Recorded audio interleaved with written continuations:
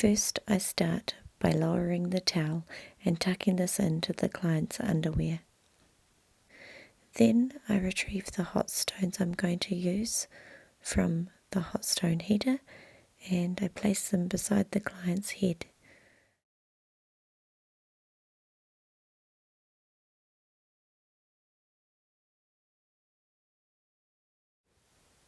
To make sure that the client's hair doesn't get oily, I place a dry hot towel around the neck and over the hair of the client. Using warm oil on the palms of my hand, I distribute the oil over the client's back.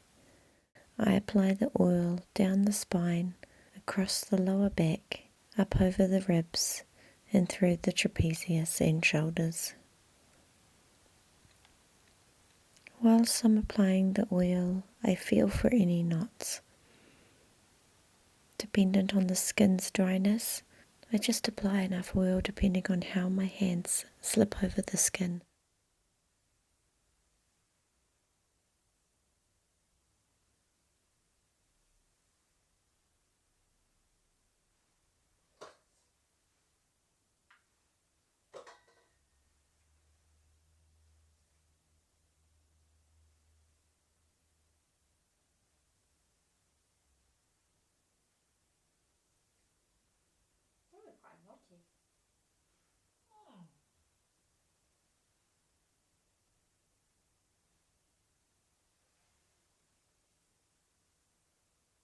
Then I pick up a hot stone and I slowly distribute the heat down one side of the back.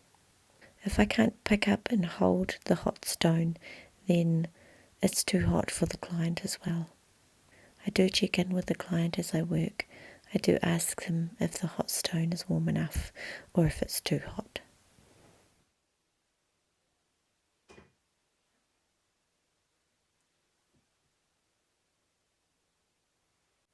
I always start my hot stone by applying the heat through one shoulder and the trapezius. I like to work on one side of the body for about 10 minutes and then I move over to the other side of the body. So as you can see, I just like to use one hot stone in my hand, and with my other hand I just rub the heat through. So I hold the stone in my palm, and then with the other hand I'm using my fingers and thumbs and I'm feeling for knots. Sometimes you're taught to use 2 stones when you do hot stone massage. I just like to use one. In occasional places I'll use 2 hot stones. And when I really want to feel through and feel the knots like here, I hold on to the hot stone in my palm of one hand and I use the thumbs of both of my hands so I can really feel what's going on with the muscles. Then I can pop the hot stone down and I use the fingertips. Go back and forth with my fingertips. I'm looking for knots. I'm looking for tension. I'm just using the palms, the fingers, the thumbs, just to figure out where is the tension and where needs the work. At this point of the massage, it's not a high pressure. It's still very gentle. I'm still trying to warm up the muscles. And as you can see, there's erythema, which means redness on the skin. This does not indicate that the hot stone was too hot. This is what can happen even if you're not using a hot stone. Some clients go redder than others, and some respond very well and have this really glowing erythema. I continue to work with the hot stone. This time I've picked up a new one. It's warmer. I'm just continuing to make sure that there's a warmth going through the body. I'm going right around the shoulder, the scapula. I'm pushing the muscles through and up along to the trapezius. So I'm really just working my way around, almost like a circle.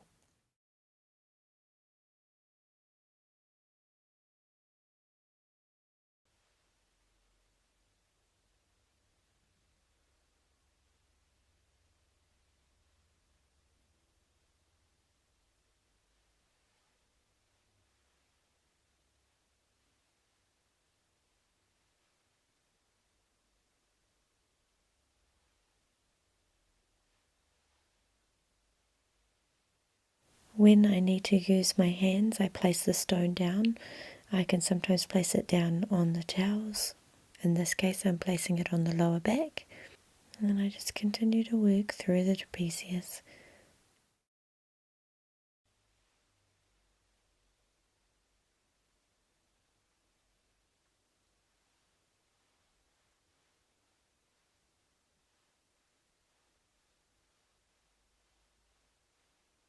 Too hard, or is it okay? No, it's fine. Really good. Never seen a major red. Yeah. Sometimes I'll continue to massage both shoulders. You'll feel the difference between the soft, warm muscles and the hard, cold, unmassaged muscles.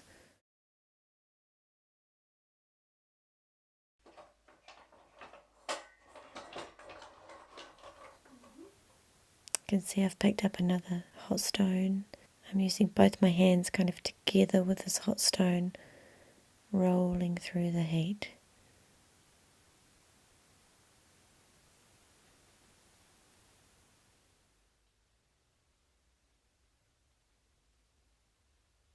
So anyway, I mean, this is actually what I do. I concentrate on the whole trapezius, scapular kind of area anyway. When I start, I don't actually do much on the lower half at all. I make sure that I've got everything around this area before I go down there. So, like, it'll cut off from that way down to that level. So I'll change it when I get to that. As I work, I move around the bed quite a bit. I've moved to the opposite side of the body in this case, and I'm doing a real kneading type of action or petrissage. It's like I'm lifting up the trapezius.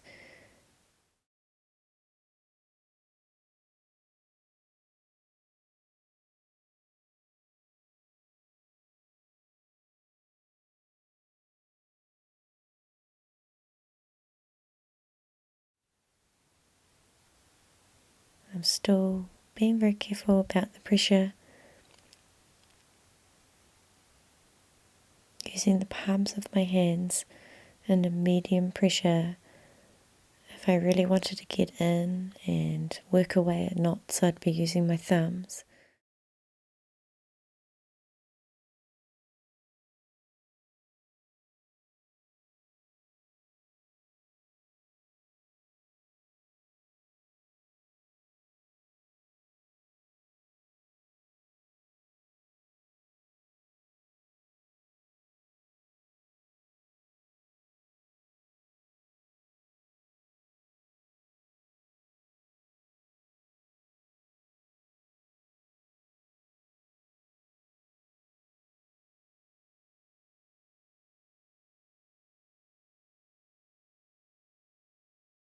I continue to use hot stones. This is a fresh hot stone, it's nice and warm. With this one now I'm angling up near the occipital bone, so up the neck to the base of the skull.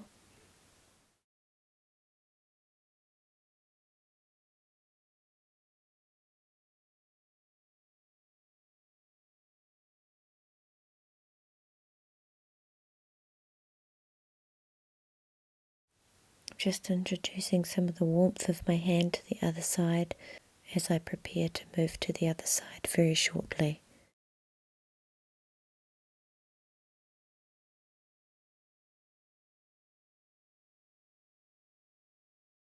I apply new oil to the other side of the client's body.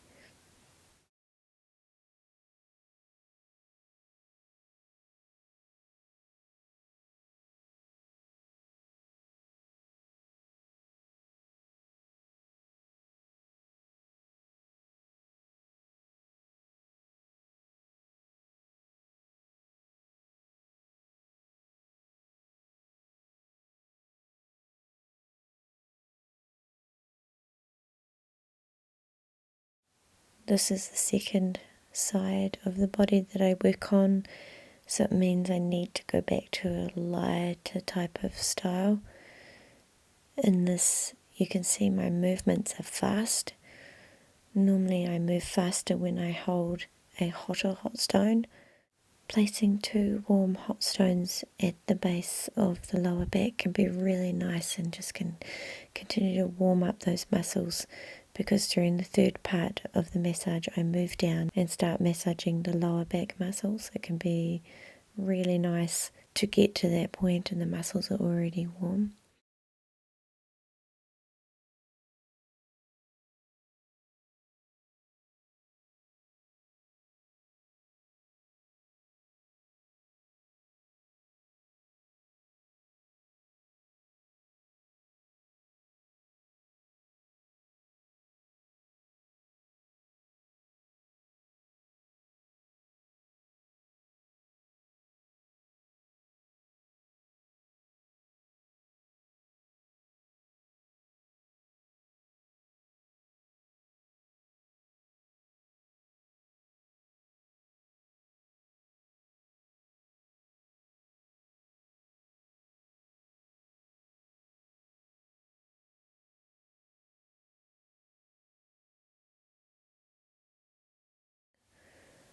I place the hot stone down, I rest it on the client's back, and I move into using my thumbs and my palms, and I slow down in circular movements, and I feel for knots.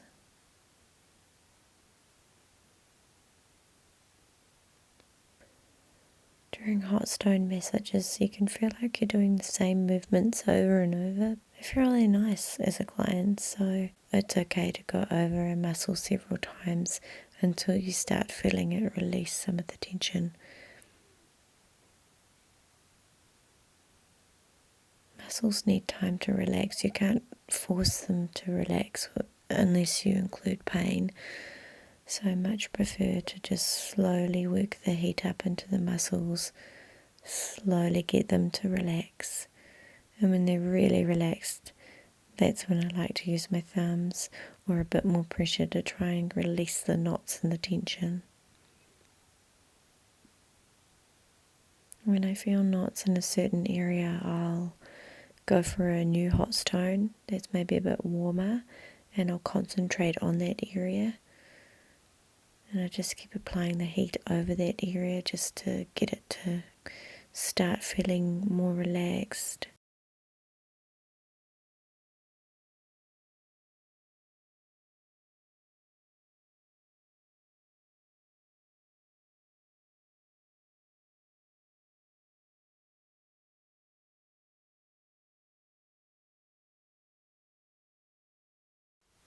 I've moved over to the other side of the bed because I wanted to change my angle.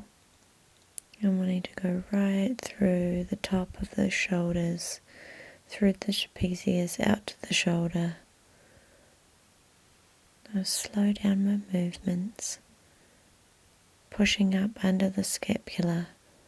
You can see the muscle shifting and moving under the client's skin.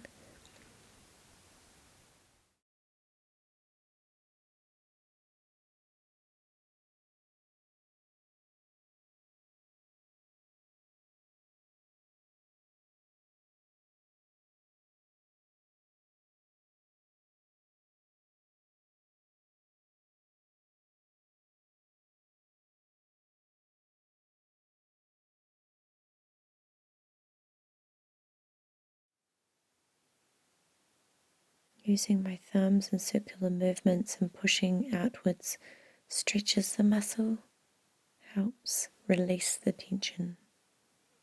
If you really want to get into the knots, you can change to the knuckles of your hand. You can apply a bit more pressure. You're going to need to check in though with the client for this.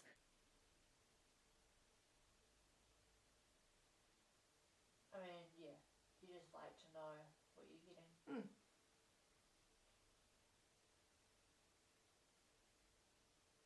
That okay, not too hard. No. One of the moves I like to use in order to feel for knots is an angular movement from the top of the spine down to where the top of the scapula is, or the shoulder blade. Along here you can often feel little pops of knots, and I just work my way down in that angular movement from the spine downwards, and I use circular movements with my thumbs, I work away at the knots. One side sometimes can feel like it has more. If I feel like one side has more, I'll go back to using my hot stones and keep softening and soothing that muscle. Here I'm showing you what I do when my hot stone's too hot to use directly on the client's skin. I pick it up, I hold it in my hand, I switch hands, and then I massage with the hand that's just held the hot stone, so my palm is warm. But I am not directly applying the hot stone because it's too hot for the client yet. So you can see as I hold the hot stone palm up, I'm not massaging with the hot stone.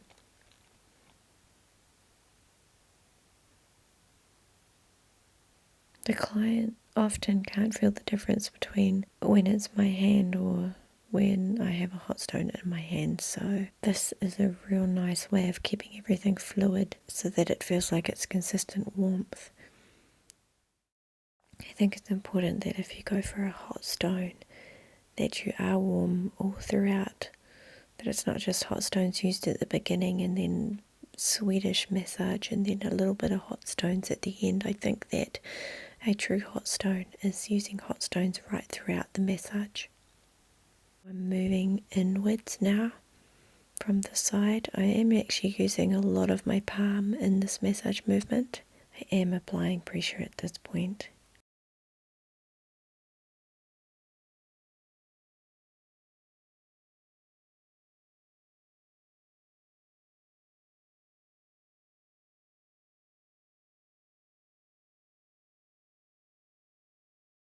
In this movement you can see the muscle is moving up. When I move around the bed, I try and keep my hand on the client. I try and maintain contact at all times. Sometimes I can't because I need to get more hot stones, but if I can, I will.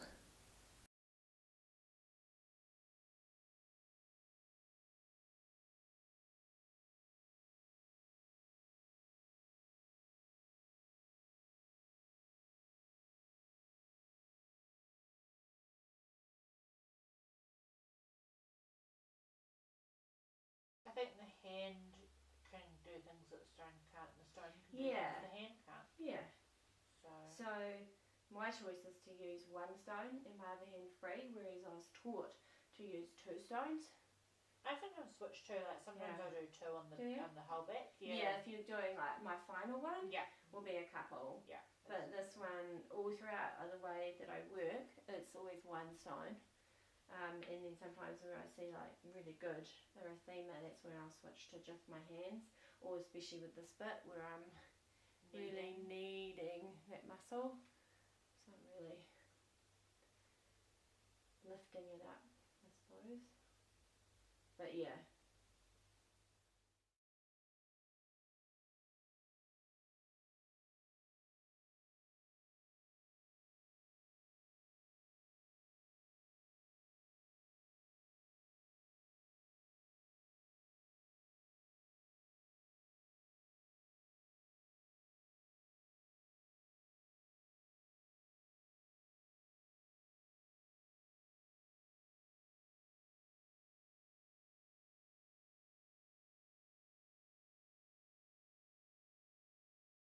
Once I've massaged both sides of the client's body around the shoulder blades and trapezius, and then move to the top of the bed, and I apply two stones down either side of the spine.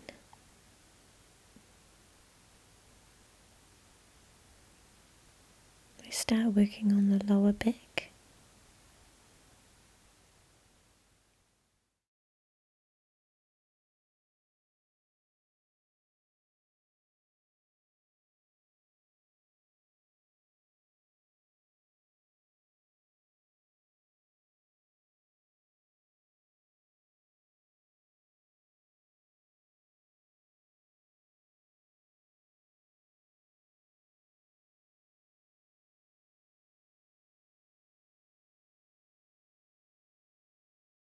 If you can flip the stones as you work, keep changing them, keep moving to the warm side.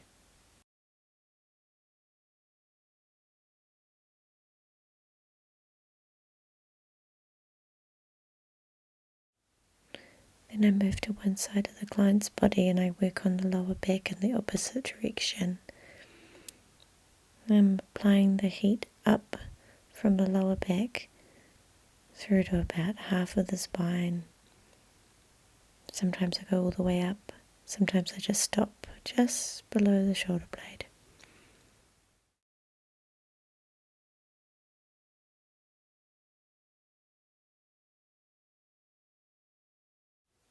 Once the heat is distributed through the muscles, I use both my hands to massage and knead throughout the lower back muscles.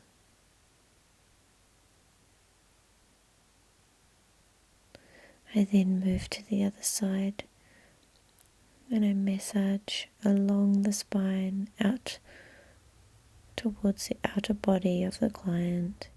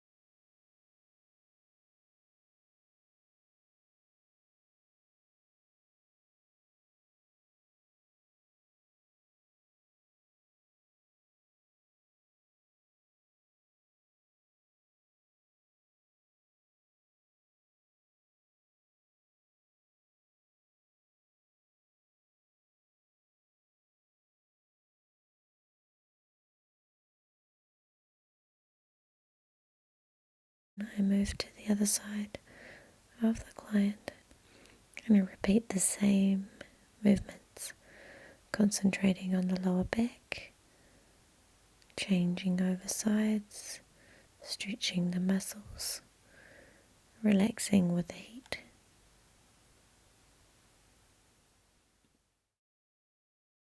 Yeah, got it recording now.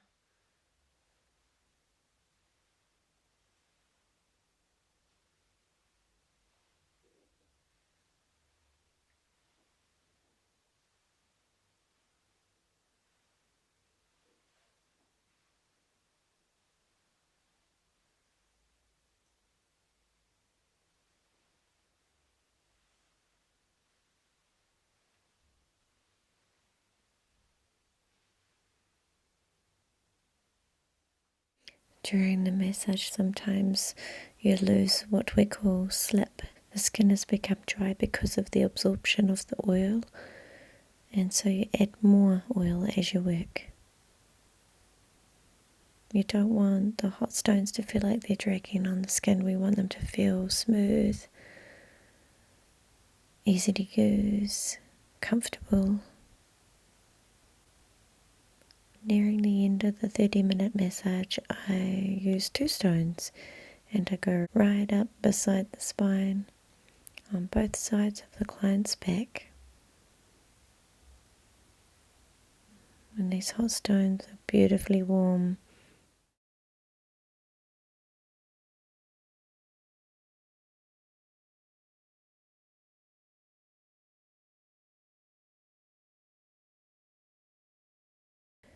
Once the muscles are warm, I use my thumbs and I just go up along the spine with circular movements.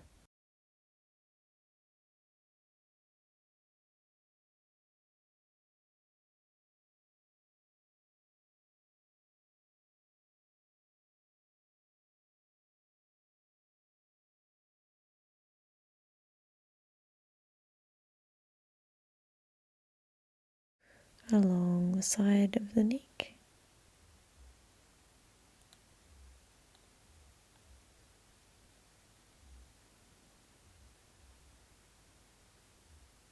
along up the neck near the occipital bone.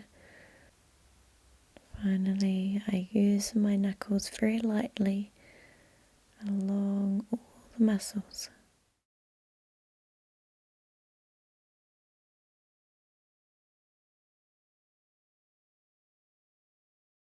I do an infinity kind of sign as my final massage movement before the scrub. It's just a movement I make. I'm going to use some Pure Fiji scrub. It's made of sugar, raw sugar and oil, and I'm going to apply it to the back. It's like having your back scratched. It's so satisfying. And then I'm going to add some Pure Fiji bath oil. This is going to break down the scrub, and as it breaks down the scrub and the sugar, it turns into an AHA, which is an alpha hydroxy acid. If this was left on the skin, it would continue to exfoliate. This just melts and dissolves the sugar. So until I feel like all the granules have disappeared, I keep rubbing or I keep applying more bath soak. This is a really nice way to remove the oil, because after a massage you can feel really oily, almost like you need to go and have a shower. At least this way you're clean.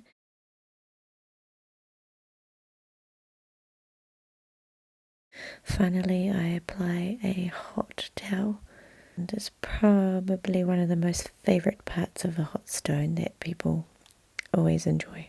I use this to clean off the remaining sugar scrub and oil.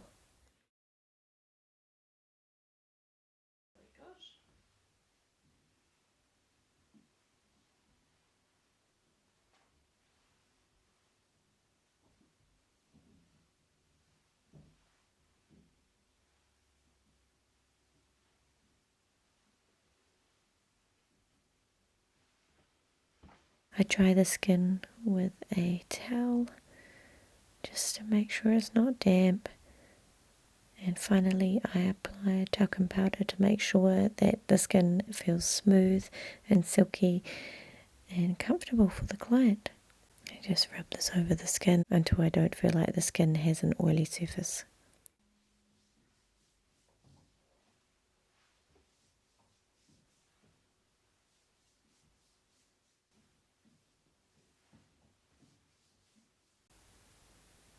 Finally, I pull up the towel, I offer a glass of water, I remove the head towel, and that's the hot stone finished for the client. I leave the room so that the client can get changed, and that completes a roughly 30-minute hot stone massage.